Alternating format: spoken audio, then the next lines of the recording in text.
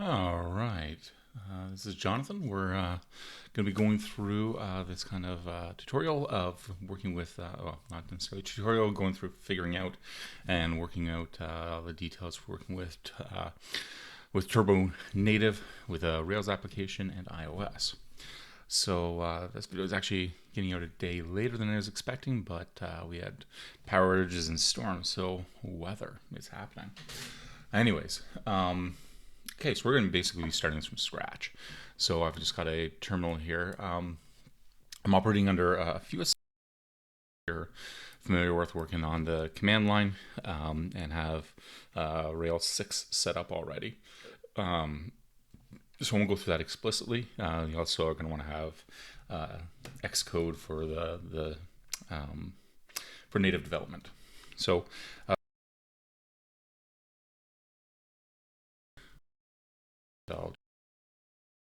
and we're going to make a brand new directory. So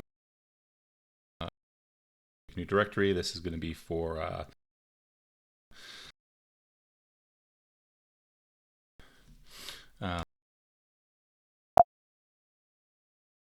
so we're going to be having the iOS side eventually, and we're going to start off on the Rails side. So for that, we're going to set up a new Rails project.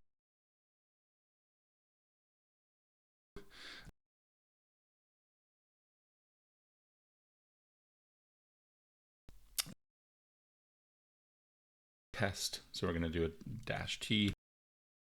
We're also going to database. Well, that's actually going to turn on the Postgres server. From my other projects, I use Dockers to containerize and compartmentalize things. But for this, we're just going to do kind of a raw bare machine.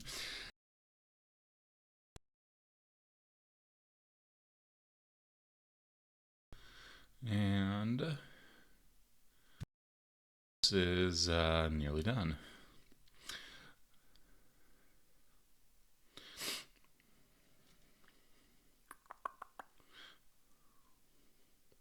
Wait for it.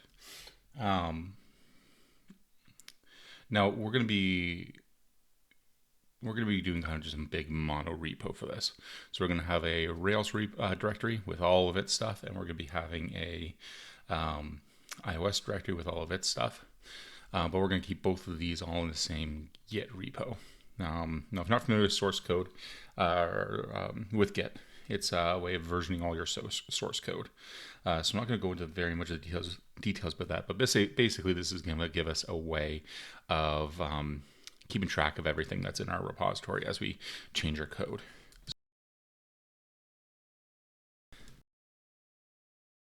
Here, just add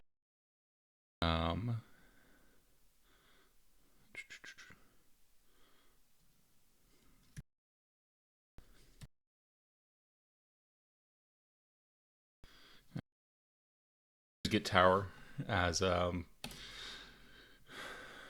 we commit checked out fatal warning. What are you yelling at me about? This fell off the rails quicker than I was expecting. It's probably because that Git repo already.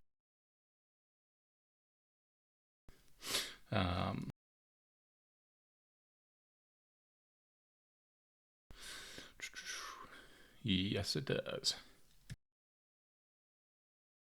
Remove that. Add everything.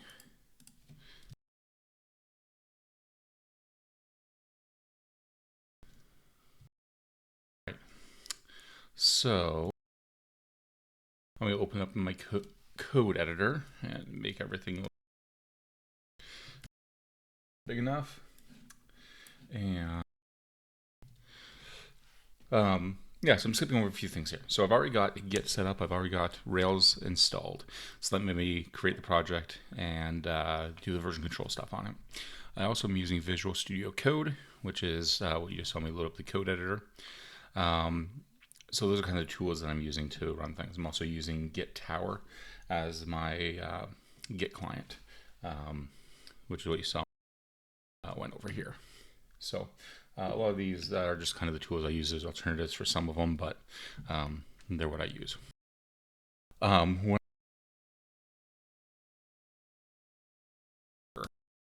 So this should boot up and the web browser.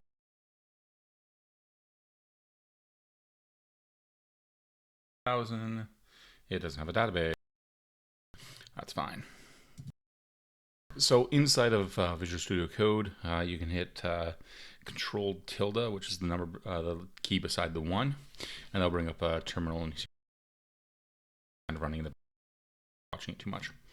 In here, we want to do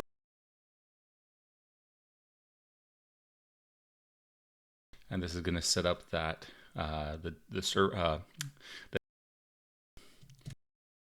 yay, we're on Rails.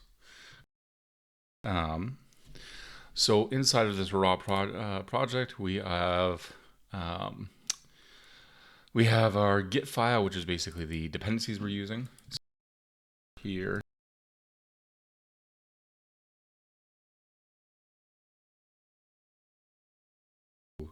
yeah, we'll do Hotwire Rails and look at the install instructions. We want to add the Hotwire Rails gem. So Hotwire Rails, and this is going to probably throw it down at the very bottom of the file. Yep.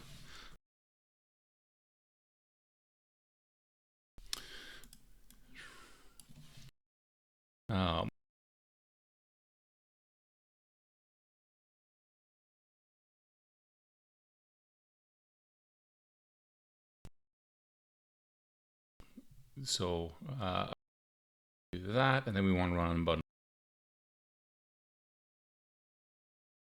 and then we're going to do Rails hot.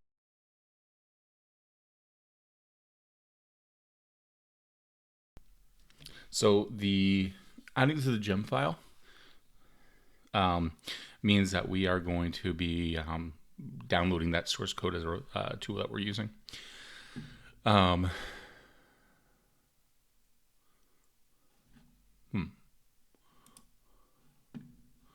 I've never got that before.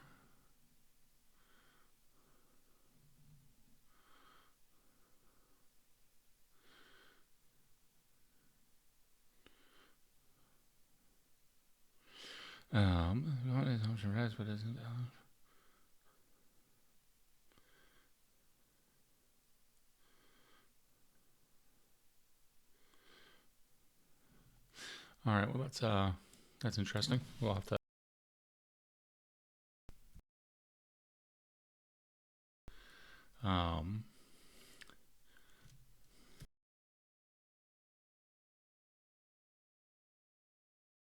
okay.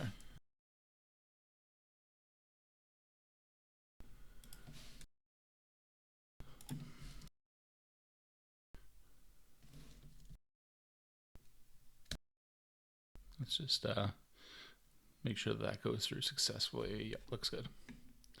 All right, so we created a JavaScript controller. So this is going to be setting up for using stimulus. Yeah,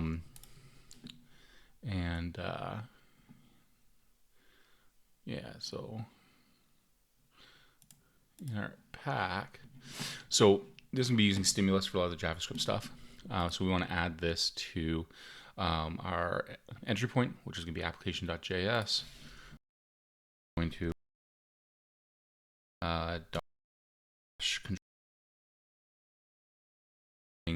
the JavaScript controllers, and then by convention index.js. Index.js, this is going to import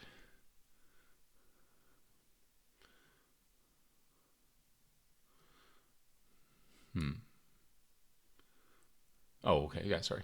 There's a pulling in application, and then it is pulling in a hello controller and registering that controller.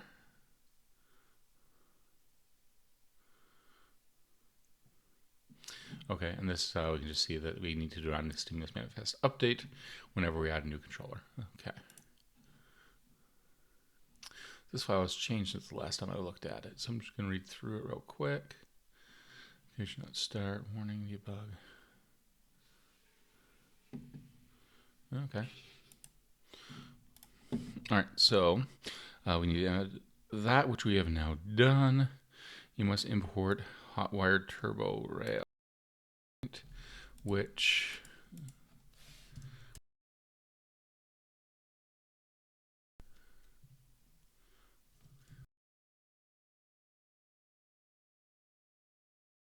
for some like typing, I'm using a different keyboard, that way it's not clicky, and it's a different feel for me.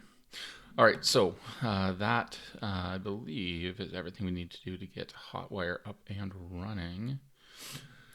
So I'm kill and make sure we're still loading, and we are. All right, so this looks like it's probably working correctly. So let's create something just to test things out for on the actual inside the actual real Rails stack. So let's go.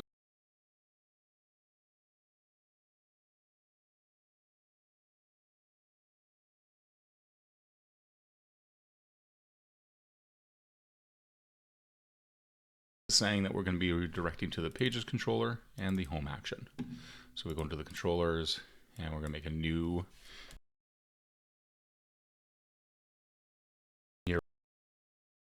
task.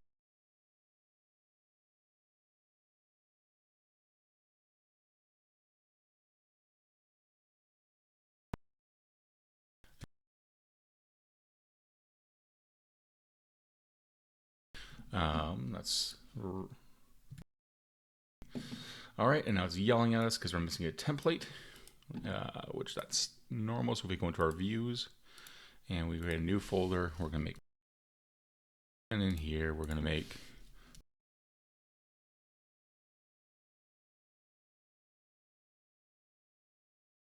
and here we're going to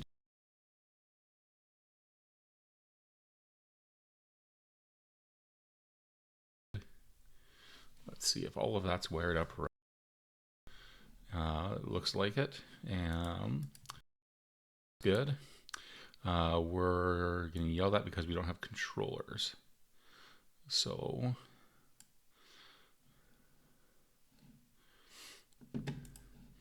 if we go to here, I'm guessing that's probably going into controllers. Guessing right. And that looks like it. And that's a better speed. The controllers, hello world.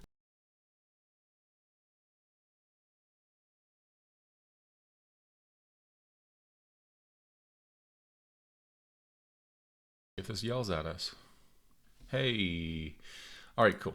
That means that it is a right. So what we've done so far, we haven't done a lot of code, but we do have a lot of steps in place. What we have is a working Rails application.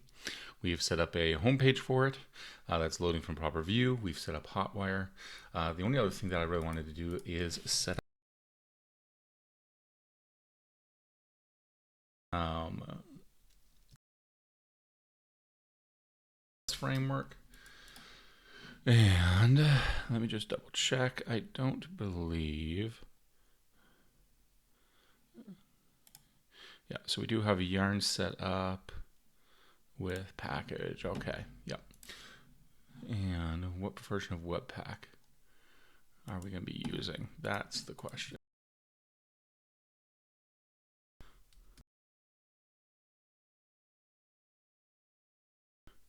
Okay. We might post CSS 7.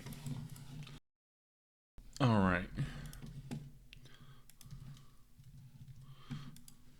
So we want to install and post as a post CSS via npm, but we need post CSS 7. So is uninstall. So this is what we're looking for here. yarn. So if we come in here,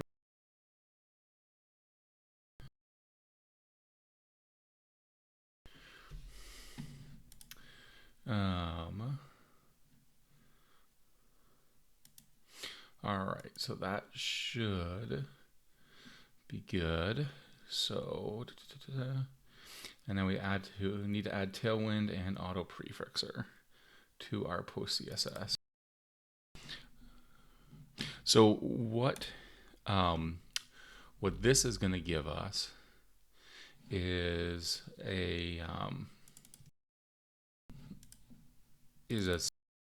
let's do a lot of great reuse.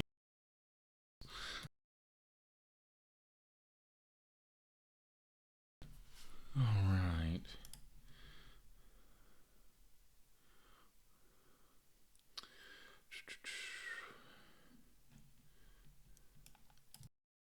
Yeah. So Tailwind's going to give us a bunch of styles that we can use for doing all of our CSS style, give us a reset, etc. Yeah, so that's kind of setting here. All right, and let's just take a look at the config, and that looks all good. And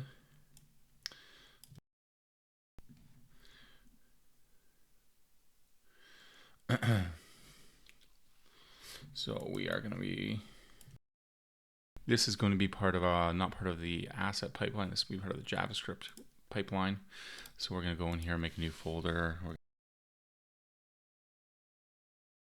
And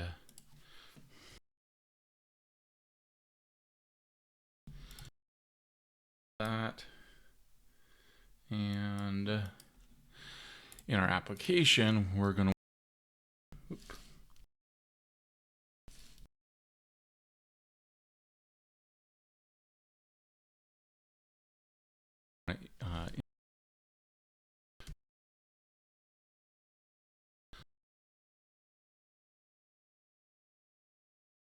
we'll see if it blows up in my face or not.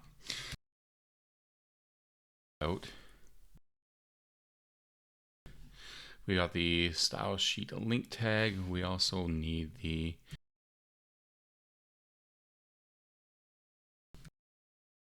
tag. Let's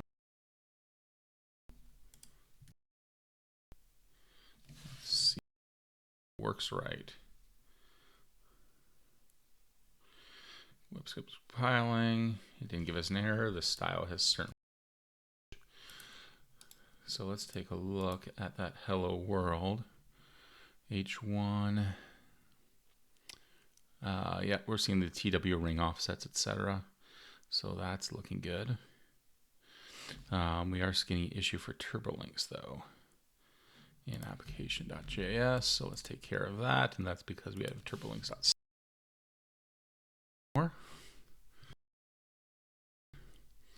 Let's refresh again, let it compile. Compiling, there we go. And no more errors. And let's actually, it's there. That's turbo, that's gonna be useful when we start tying with turbo. Okay, so we've got, actually as a test, I've got a purchase of Tailwind UI. So with that, we can get a whole bunch of just a library of UI components. So I'm just going to come in here. I'm going to do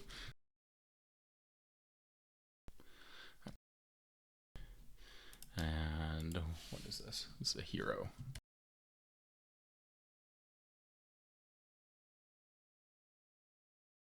So this is just on Tailwind.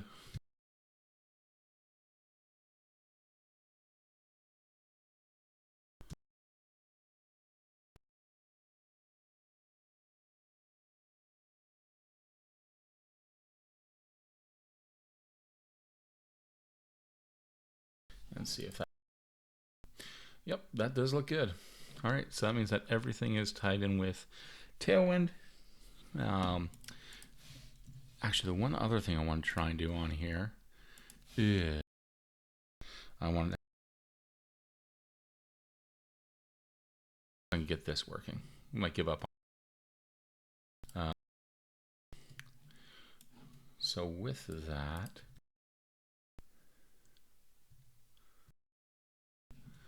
we're going to make sure that picks that up, and I'm just gonna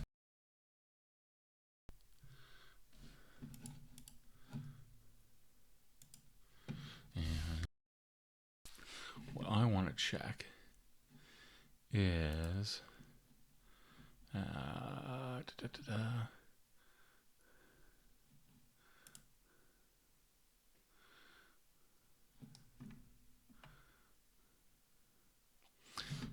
what's a good way of testing this?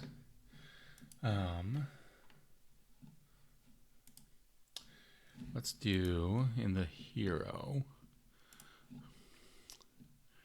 We want that real quick. Okay, so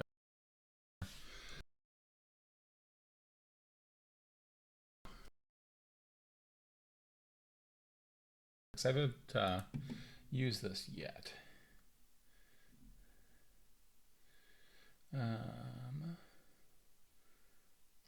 Yeah, I think that's all right.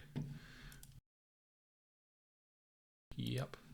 So I need to set up the purge. So purge is going to be looking at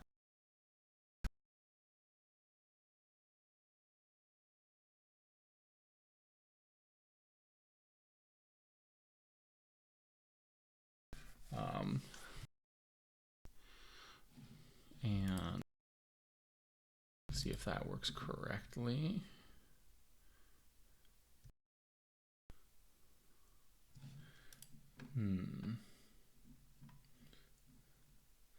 Mode is JIT.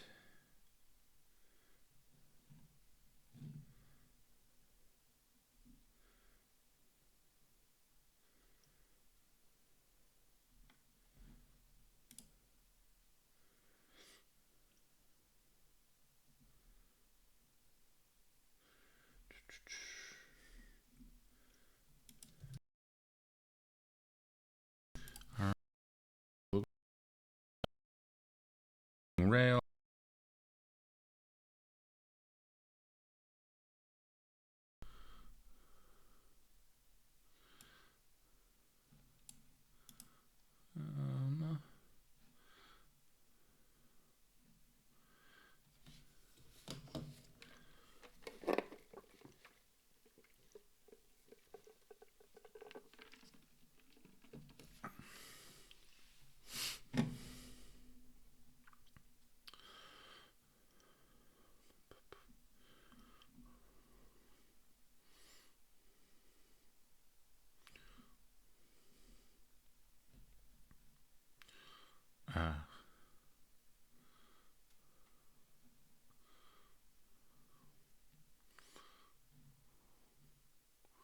Okay, yep. Not gonna be able to do this just yet.